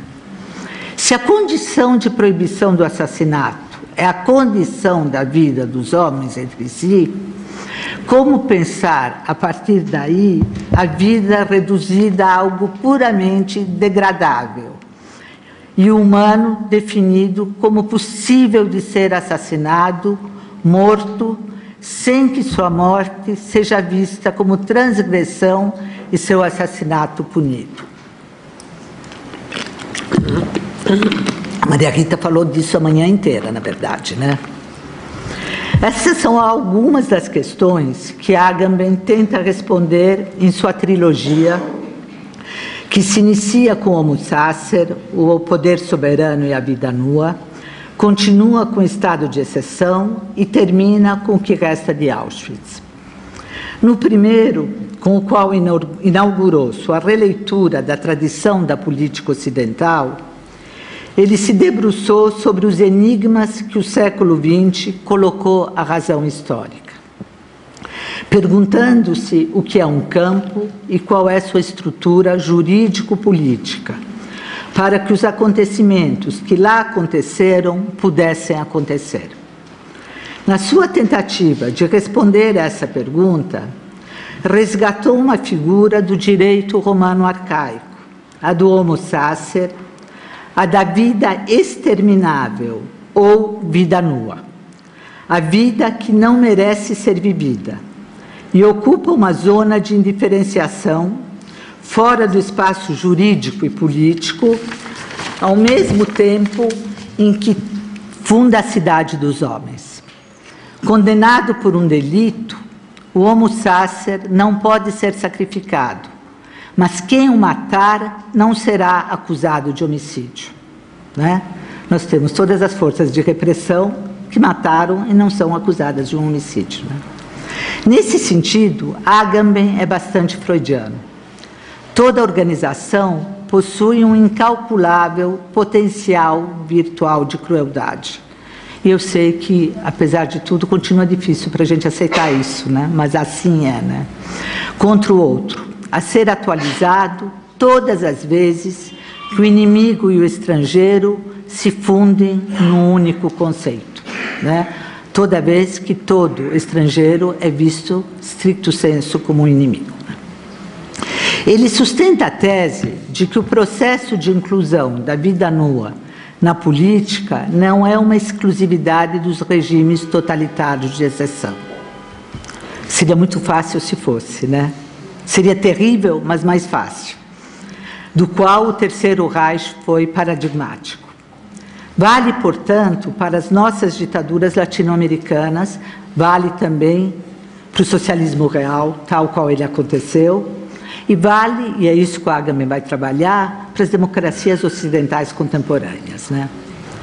Uma cumplicidade profunda entre os Estados modernos, supostamente democráticos do Ocidente, e a lógica da exclusão é capaz de converter em vida nua um grande segmento da população, cindindo-o da vida humana. O campo não é visto por ele como uma anomalia do passado, mas sim como uma matriz escondida, o nomos do espaço político no qual ainda vivemos. E para deixar isso claro, ele retoma e aprofunda o conceito Foucaultiano de biopolítica, enquanto estratégia política que se interessa em dominar o ser humano enquanto mero corpo vivo. Vida nua, salientando que essa nova forma de dominação desloca a questão do poder de uma adaptação à ordem para adaptação à norma, com todos os efeitos desumanizantes que esse termo sugere. Forma dominante nos estados modernos, onde o estado de exceção se tornou a regra. Seu alvo é a vida nua, zoe, comum a todos os seres vivos, animais, homens e deuses, que se distingue da vida qualificada, bios, forma de viver própria de um indivíduo ou de um grupo. O objeto da soberania não é a vida qualificada do cidadão de direito, e sim a vida nua, reduzida ao silêncio dos deportados, dos refugiados, dos banidos, ou seja, a de um homo sacer exposto sem mediação ao exercício sobre o seu corpo biológico de uma forma de correção, enclausuramento ou morte. Só para lembrar, né, os campos de extermínio são uma consequência dos campos de refugiados, né? Quer dizer, a coisa foi se intensificando. E hoje em dia nós temos um número de refugiados que não para de crescer, né? De pessoas que não pertencem a lugar nenhum e uma lei os defende, né? Estado de exceção, o segundo volume de sua trilogia, esse que tem esse bendito título que ficou parasitando minha cabeça o tempo todo, pode ser lido como uma tentativa de reconstrução histórica do paradigma do estado de exceção, que, como já foi dito, longe de ser uma medida provisória e extraordinária de um governo em crise, se tornou o paradigma normal do governo das sociedades contemporâneas. Aqui, os interlocutores de Agamben são principalmente Walter Benjamin e seu ensaio crítico sobre a violência, obra de 1921, e Carl Schmitt e sua teologia da política, de 22. E o cerne do debate, a relação que a violência mantém com o direito. Por curiosidade, vale notar que, embora o próprio Benjamin e o próprio Carl Schmitt discutissem sobre a questão da violência, o Benjamin, como todos nós sabemos, foi uma vítima do nazismo e o Carl Schmitt, de um certo modo, um de seus teóricos, né? E um dos seus teóricos, e aí o Carl Schmitt é uma figura interessante, porque ele foi não só um dos teóricos do nazismo, mas coisa que nós vamos saber depois, ele é um dos teóricos de todo o Partido Republicano americano no momento da invasão do Iraque, né, de pessoas que estudaram a obra dele. O que torna esse texto especialmente interessante para o nosso tema é o fato dele ter introduzido a Zoe, a vida nua, na esfera da polis.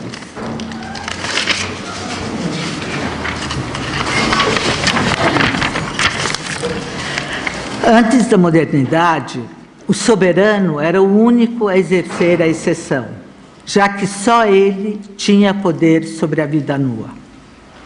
Em nossos dias, a Zoe passou a pertencer ao médico e ao Estado, ao mesmo tempo em que o espaço da vida nua acaba coincidindo com o espaço político, e o estado de exceção se confundindo com a norma. A estrutura jurídica dos campos serviu para realizar de forma permanente e generalizada, transformando-a em norma. O homo sacer é o homem marginalizado das nossas sociedades. Não é um fora da lei, é alguém privado das leis da cidade. Órfão do simbólico social, como se tivesse se tornado estrangeiro ao campo da sociedade humana fundada sobre a proibição do assassinato. O estado de exceção, ainda que se tenha manifestado em sua forma mais pura em Auschwitz, no momento em que Agamben escrevia seu livro, tinha migrado para Guantánamo, assumindo a forma de uma obsessão securitária, a ponto da declaração do estado de exceção ter sido progressivamente substituída por uma generalização sem precedentes do paradigma da segurança enquanto técnica normal de governo. Assim sendo, deixou de ser o gesto pelo qual se suspende o direito para salvar o direito, para se transformar no limiar onde violência e direito se encontram. E aqui vale a pena abrir um parênteses para o lugar da tortura no estado de exceção. Poderia dizer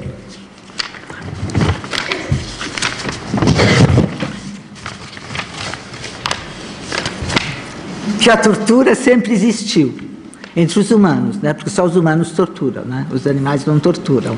Eles defendem a fêmea, defendem um território, né? Mas não torturam. Eles não tiram prazer da dor ao outro, né?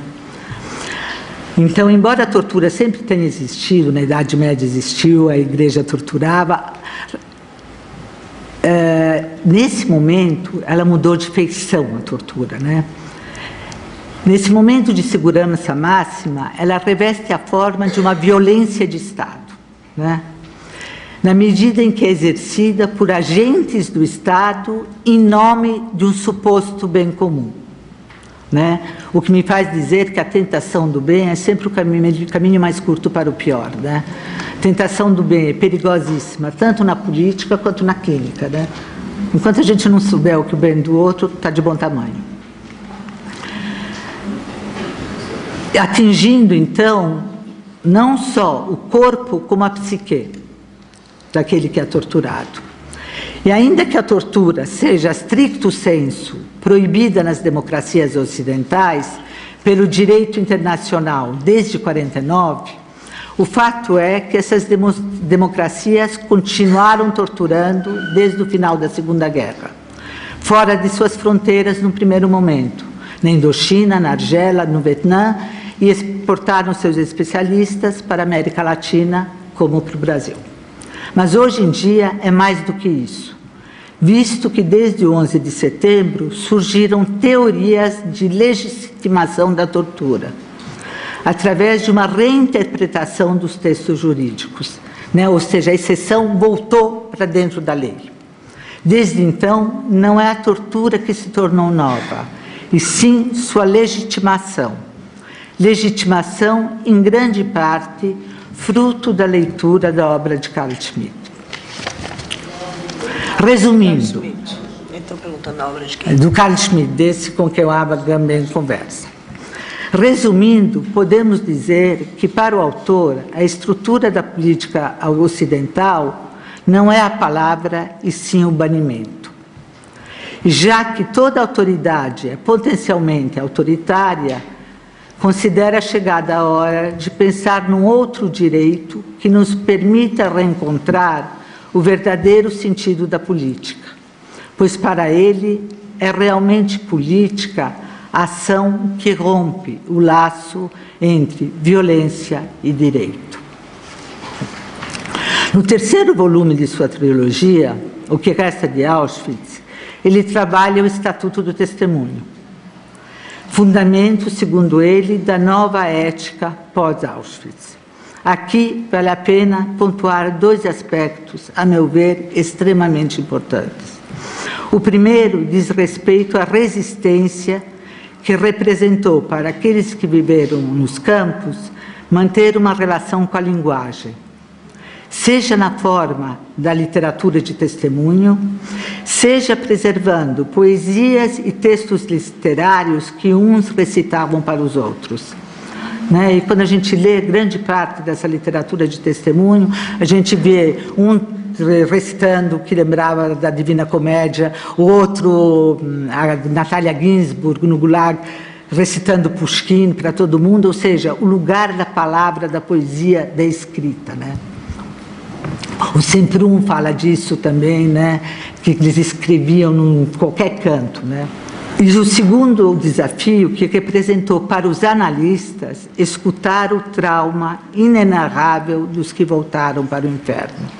Tanto que no começo os analistas não estavam preparados, achavam que as pessoas estavam delirando e não levavam a sério aquilo que as pessoas diziam. Isso foi um problema seríssimo. Tem um livro de uma moça da segunda geração, que escreveu um livro pesquisando a primeira geração de Auschwitz, e os pais diziam, a gente até foi procurar um analista, mas eles diziam que a gente estava delirando, que isso não podia ter acontecido.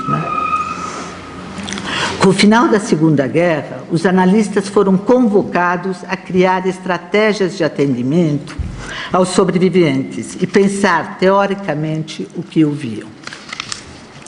Os que procuraram análise sob o efeito do trauma e da vergonha obrigaram os analistas, já estou no fim, tá, gente, que se dispuseram a escutá-los a levar em conta a grande história que acompanha e moldura a história do sujeito. É algo que considero importantíssimo e aqueles que vêm trabalhando nas clínicas do testemunho comprovam isso todos os dias. Ouvir a grande história nos põe, enquanto analistas, perante a responsabilidade de ouvir a transmissão transgeracional, tanto da destruição quanto da resistência a ela. Uma vez que o ato de testemunhar, ao mesmo tempo em que confronta a humanidade com sua parte maldita, chama a atenção para a posição ética que consiste em transmitir o indizível.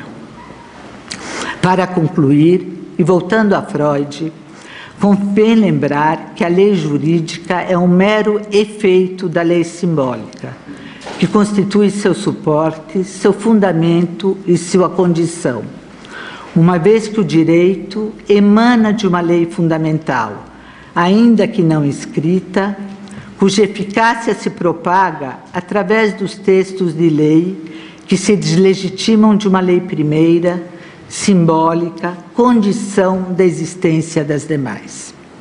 Nesse sentido, podemos dizer que o direito é um efeito do discurso, consequência de um outro discurso que se desenvolve numa outra cena. O discurso do direito, que assim como o médico se autoriza a dizer a norma, e o direito, ao mesmo tempo em que se desenvolve sua lógica, desconhecendo sistematicamente o que está por trás dele e lhe confere um semblante de verdade.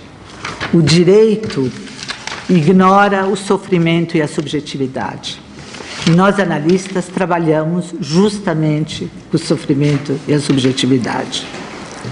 A lei é antissubjetiva. É a ocultação da subjetividade se paga por um pesado tributo, o da violência de um discurso. Eu terminei o que eu tinha preparado, eu só quero acrescentar 2 palavrinhas que vieram da primeira mesa, mas que eu não posso deixar de não dizer. Que eu tenho a impressão, né, principalmente para os que trabalham com a clínica de testemunho, né, que é muito diferente você ser perseguido, e por toda essa questão, né, da ditadura, de você ser perseguido pelo que você é ou pelo que você acredita. Né? Eu acho que essa é uma diferença fundamental para ser feita. Porque alguém que decide, escolhe, apesar de todos os riscos de lutar contra uma ditadura militar, tem uma escolha do sujeito. Tem uma responsabilidade do sujeito engajada. Evidente que nem sempre a gente imagina tudo que pode derivar daí. A gente não faz a escolha dizendo, bom, mas quem sabe eu vou ser preso, torturado. Mas tem uma escolha do sujeito. Agora, quem é perseguido por ser judeu, negro, homossexual, quer dizer, por uma condição que ele não escolheu, é de outra ordem, né? E acho que isso é muito importante.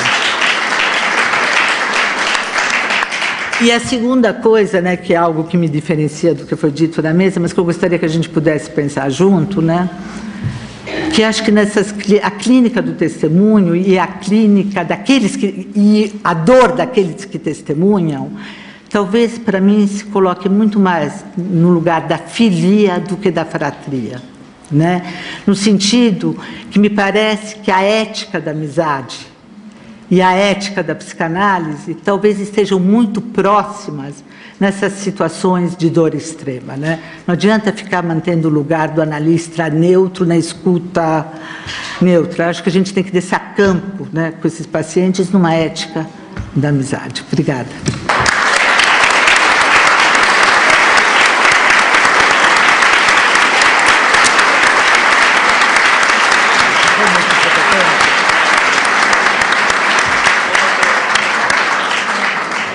Bom, agora o Flávio. Boa tarde a todos. Bom, eu, quando fui convidado a falar neste evento, né, confesso que fiquei um pouco duvidoso sobre o que a psicanálise tem a dizer, mas hoje está bem mais claro para mim. E o trabalho que eu vou ler aqui talvez conte a vocês um pouco do processo, vai relatar o processo que se passou comigo a partir desse convite e como eu pude elaborar e chegar nisso que eu passo a ler a vocês. Quando eu fui convidado a falar e a escrever sobre o estado de exceção, a partir de um ponto de vista psicanalítico e para um público composto, na sua maior parte, de psicanalistas, confesso que me inquietei diante da questão que se me propunha. Assim formulada, haverá elementos teóricos em psicanálise suficientes para isso? Não seria arriscado repetir os exageros já tão conhecidos daqueles que se utilizaram do referencial da psicanálise como uma verdadeira panaceia que a tudo poderia se aplicar? A fenômenos sociais, culturais, políticos e econômicos? Passado o primeiro momento, entretanto, o quadro foi se aclarando, à medida que eu ia me dando conta de que não seria o caso de me valer da teoria psicanalítica como instrumento de explicação para fenômenos históricos e políticos, mas que o trabalho possível seria a tomada do problema de um ponto de vista diferente.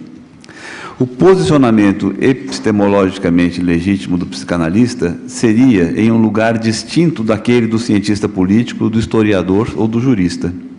Seria necessário pensar a questão a partir de um recorte específico, que se delineia como o fenômeno da colocação dos sujeitos diante do estado de exceção.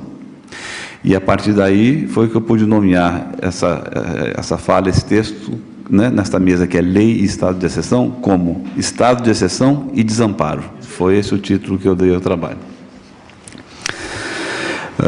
E uma abordagem pelo prisma da subjetividade, segundo entendo, desembocaria naturalmente em uma consideração às consequências do estado de exceção sobre a esfera do funcionamento psíquico dos sujeitos, que nós já tanto vimos hoje de manhã, né, nas mesas anteriores, tanto no que ele comporta de potencial patogênico, como nos mecanismos de reparação representados pela resistência que a ele se faz. Foi assim que me vi perante o desafio de afastar-me da abordagem político-jurídica do conceito de estado de exceção, em que, afinal, ele tem sua origem, e de seu campo usual de debate, para encontrar na teoria psicanalítica elementos que me permitissem ampliar a reflexão sobre o estado de exceção, agora pelo ângulo da visão dos sujeitos. Não daqueles que o engendram, mas dos que a eles são submetidos, evidentemente. Tratei de buscar em Agamben uma compreensão do conceito mesmo de estado de exceção, empreitada de base para definir as especificidades potencialmente patógenas do campo sobre o qual se situariam os sujeitos. Assim, o exame da questão pelo prisma político não será o escopo dessa comunicação, será apenas um ponto de partida e não de conclusão. Em primeiro lugar, porque não tenho formação em ciência política, nem tampouco em direito, que me permita discorrer de forma mais profunda sobre o assunto, além, como a Caterina disse, da dificuldade que é apresentada pelo Agamben. Em segundo lugar, a forciore, porque o que me foi dado como tarefa é precisamente buscar em meu repertório psicanalítico os referenciais que conduzam ao tratamento do problema pelo viés da subjetividade. Foi assim, então, que deixei de lado todas as considerações estritas sobre o estado de exceção para pensar qual poderia ser o seu significado e as consequências para cada sujeito que com ele se depara e a ele se encontra involuntariamente submetido. Agamben retoma as situações políticas e os momentos históricos em que o estado de exceção encontrou as brechas para se instalar. Não vou me estender sobre esse ponto, mas, em síntese, direi que elas se ligam de maneira mais estrita aos estados de guerra, dos quais derivam as conhecidas figuras do estado de sítio e da lei marcial. Dentre a gama de possibilidades de sua ocorrência, o que nos interessa, hic et nunc, é a das ditaduras. Foi o alemão Carl Schmitt, citado aqui pela Caterina, quem, em 1921, apresentou o conceito de estado de exceção por meio da figura da ditadura, que será, então, agora aqui o nosso objeto. Pois, como enfatiza Maria Auxiliadora Arantes em seu pungente trabalho sobre a tortura, a ditadura civil-militar que se impôs aos brasileiros entre 1964 e 1985 estabeleceu a exceção como regra. O estado de exceção, de acordo com Agamben, não seria a instalação de um direito especial, como seria o estado de guerra, mas a suspensão da própria ordem jurídica. No caso da ditadura brasileira, não se fez, formal ou declaradamente, uma supressão da ordem jurídica, mas outorgou-se outra ordem, que pode ser então considerada ilegítima do ponto de vista da ordem democrática. As democracias ocidentais muitas vezes se posicionaram em um espaço político situado entre o direito e a violência. Nesses casos, o ordenamento jurídico trazia em seu bojo o seu próprio contrário, a saber, a suspensão dos direitos que admite a violência não regulada pela lei. Além disso, segundo Agamben, o estado de exceção se apresenta na política contemporânea cada vez mais como um modelo de governo dominante. Esse deslocamento de uma medida provisória e excepcional para uma técnica de governo ameaça transformar radicalmente, e de fato já transformou de modo perceptível, a estrutura e o sentido da distinção tradicional entre os diversos tipos de Constituição. O estado de exceção apresenta-se, nessa perspectiva, como um patamar de indeterminação entre a democracia e o absolutismo, diz Agamben. Concluo essa breve exposição do ponto de vista de Agamben recorrendo a um de seus comentários que nos permitirá agora dar início a um esboço da ligação entre a natureza mesma do estado de exceção e seus efeitos sobre os sujeitos. Trata-se de sua brilhante formulação de que o estado de exceção é um espaço anômico onde o que está em jogo é uma força de lei sem lei e que, portanto, deveria ser escrita por ele como força de lei de um modo tal em que a palavra lei aparece negada com um X. Lei coberta por um X, sobre si. Suponho que a essa altura já se possa imaginar para onde nos dirigimos ao justapormos a ideia de força de lei sem lei às teorias freudianas do pacto civilizatório e do surgimento da lei, presente em Totem e Tabu e retomado em um mal-estar na civilização. O homem da horda primeva, segundo o mito instituinte freudiano, encontrava-se exposto à lei do mais forte, leia-se, aos desmandos do pai tirânico, que aos filhos a sujeitava. Foi da revolta fraterna, que levou ao assassinato do pai, que pôde emergir, em torno da renúncia edípica, o pacto que daria origem à civilização. Foi da renúncia dos irmãos à posse da mãe que surgiu uma lei socializada, cuja essência estava na pressuposição de que todos os iguais, irmãos, estariam, a partir dali, sujeitos ao mesmo ordenamento. Portanto, a operação que conduziu à civilização tinha como condição de possibilidade a troca de uma lei sem lei, como diz Agame, que nada mais era do que a imposição feita por meio da violência, por uma lei pactuada, em que o ordenamento já não se definia pela vontade de mas por um elemento simbólico. Como afirma Freud em Um Mal-Estar na Civilização, o pacto civilizatório em torno da lei consistia em que todos concordassem abrir mão da satisfação ilimitada da libido e da agressão em troca de um quantum de segurança. Portanto, temos aí uma articulação nodal entre pacto social, segurança e lei, que em princípio marcou a passagem da ordem primeira à civilização e depois ao Estado. Desde então, o que se assiste na história da humanidade é uma constante tensão entre o sentimento de exigência desse ordenamento e a permanência da tirania no exercício do poder de Estado. A história se pauta por revoltas diante da força bruta impostas pelos detentores do poder, pela tensão entre o seu primado e os ideais que o põem em xeque.